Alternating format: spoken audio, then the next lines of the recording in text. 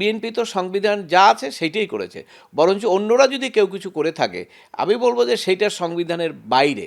একটা গ্রুপ এখনও আছে যে মূলত তাদের উদ্দেশ্য হলো এই সংবিধানটাকে আপনার মুছে ফেলা। জামাত ইসলাম তারা বলেছে যে ইউরোপিয়ান ইউনিয়নের সঙ্গে যে না শরিয়া আইনের ব্যাপারে তারা বলে নাই, কিন্তু তারা কিন্তু অরিজিনালি শরিয়া আইনই হলো তাদের মূল ভিত্তি। আপনার সংবিধানের ভায়োলেশন হয়েছে কিনা সেটা তো যে কেউ সংবিধানটা দেখেই বলতে পারে ভায়োলেশন হয়েছে কিনা, তাই না? আমাদের সংবিধানে যা আছে সেটা হলো সংসদ সদস্য শপথ গ্রহণের বিষয়টা আছে, এবং আপনি দেখবেন যখন শপথ পড়ানো হয় তখনও সিইসি এটা রেফার করেছেন আর্টিকেল 48 অনুসারে শপথ গ্রহণ করা হলো। কিন্তু ওই অন্য একটা যে শপথ সংবিধান পরিষদ, এটা তো আমি আগেও বলেছি যে ওই পেপারসের কোনো লিগ্যাল ভিত্তি নাই, এবং সেই হিসাবে ওই শপথেরও কোনো আইনগত ভিত্তি নাই। কিন্তু এগুলো কেন করা হয়েছে? কারণ হলো যে যখন ঐক্যমতের সভা হচ্ছিল তখন কিন্তু আপনি জানেন যে সংস্কারের অনেক বিষয়ে বিএনপি দ্বিমত পোষণ করেছে, এবং একসময় এটা ক্লোজ হচ্ছিল না। তখন তারা রাজি হলো যে আমরা নোট অফ ডিসেন্ট দেবো এবং আমরা জনগণের কাছে ম্যান্ডেট চাবো যে আমরা এইটা করব, আমাদের মতামত যদি দেয় তাহলে আমরা সেইভাবে করব। সেইভাবে কিন্তু সবাই রাজি হয়েছিল, কিন্তু সেইভাবে রাজি হলেও আলটিমেটলি কিন্তু যখন জুলাই সনদটা হওয়ার পরে বিএনপিও সে ব্যাপারে কথা বলে না। কারণ আপনি জানেন যে বিএনপির বড় টার্গেট ছিল নির্বাচন। ওরা একটা গ্রুপ আছে যারা নাকি চাচ্ছিল যে নির্বাচন না করে এই অনির্বাচিত সরকার বেশি দিন কিভাবে থাকতে পারে, এখানে অনেক ভেস্টেড ইন্টারেস্ট ছিল, যার ফলে ওই সনদ নিয়ে একটা বিতর্ক এবং একটা বৈপরীত্য অবস্থান তৈরি করতে পারলেই সেটা সম্ভব, এবং সেটার জন্যই চেষ্টা করা হয়েছিল। কিন্তু বিএনপি খুব ধৈর্যের সঙ্গে এবং বুদ্ধিমত্তার সাথে সবগুলো এড়িয়ে গেছেন এবং কথা বলেন নাই। কিন্তু এখন তো এই শপথের আগে নির্বাচনের পরেও বিএনপির পক্ষ থেকে বলা হয়েছে, এবং সালাউদ্দিন সাহেব তো স্পষ্ট করে বললেন যে কোন আইনে শপথটা হবে। অবশ্যই হবে যদি এগুলো সংবিধানের অন্তর্ভুক্ত হয়।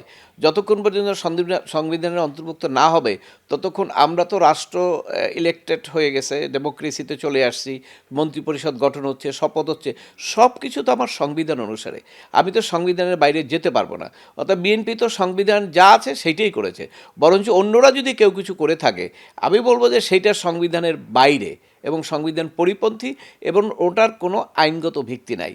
তবে এই জিনিসটা অব্যাহত চলতে থাকবে, কারণ ওই যে বললাম একটা গ্রুপ এখনও আছে যে মূলত তাদের উদ্দেশ্য হলো এই সংবিধানটাকে আপনার মুছে ফেলা। কারণ এটা মুক্তিযুদ্ধের উপরে সংবিধান, এইটা মুক্তিযুদ্ধ বিরোধীরা অনেক পিছন থেকেই তারা টার্গেট করেছেন যে মুক্তিযুদ্ধের সংবিধানটাকে ফেলে দিতে হবে। এই জন্য আপনি জানেন যে ঐক্যমত কমিশনের যিনি দায়িত্ব ছিলেন উনি কিন্তু প্রথমেই বলেছিলেন নতুন করে সংবিধান লিখতে হবে, যদিও পরবর্তীকালে সেটা উনি অবস্থান চেঞ্জ করে এই সমস্ত ঐক্যমত করেছেন। তো ওনার অন্তরের কথা হলো সংবিধান পরিবর্তন করতে হবে, তা যেগুলো উনি করেছেন এটা তো অন্তরের না, মিলে না।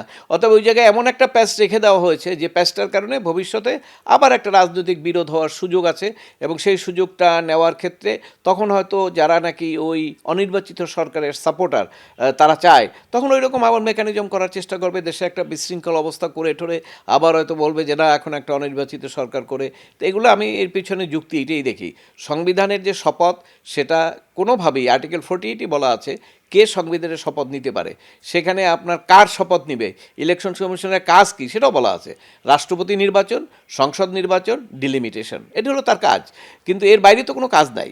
তো ওই কাজগুলোর মধ্যে উনি এইখানে যে সরকার যখন একটা আদেশ করে দিলেন, এই আদেশটাকে উনি যদি সেইভাবে উনি যদি মেরুদণ্ড সোজা হতো তাহলে উনি ওটা চ্যালেঞ্জ করতে পারতেন, যে ইলেকশন কমিশন বলতে পারতেন সরকারকে যে this is not according to constitution, এটা আমার জন্য প্রযোজ্য না। কিন্তু সেটা উনি করেন না, কারণ যেহেতু উনি তত্ত্বাবধায়ক অন্তর্বর্তীকালীন সরকারের প্রতিনিধির মাধ্যমে এসছেন, অতএব সেক্ষেত্রে ডক্টর ইউনূস সাহেবের যে কোনো নির্দেশনাকে উনি হয়তো অমান্য করতে পারেন নাই। আচ্ছা, তাহলে জুলাই সনদ যে বাস্তবায়নে যে হ্যাঁ ভোট হলো, গণভোট হলো, সেখানে বিএনপির সমর্থন ছিল, তারা হ্যাঁ ভোটের পক্ষে ক্যাম্পেইন করেছেন, হ্যাঁ ভোট জয়যুক্ত হয়েছে। তাহলে জুলাই সনদ বাস্তবায়নে তারা এখন প্রতিবন্ধকতা সৃষ্টি করবে এবং মানুষের সাথে তারা এক ধরনের কি বলবো ওই কথা দিয়ে কথা রাখেননি এরকম টাইপের একটা বিষয় অনেকে বলছেন, এটা কি আদৌ সত্য? হ্যাঁ, সেটা যারা রাজনীতি করেন পক্ষ বিপক্ষ এরকম কথার মারপ্যাচ থাকবে।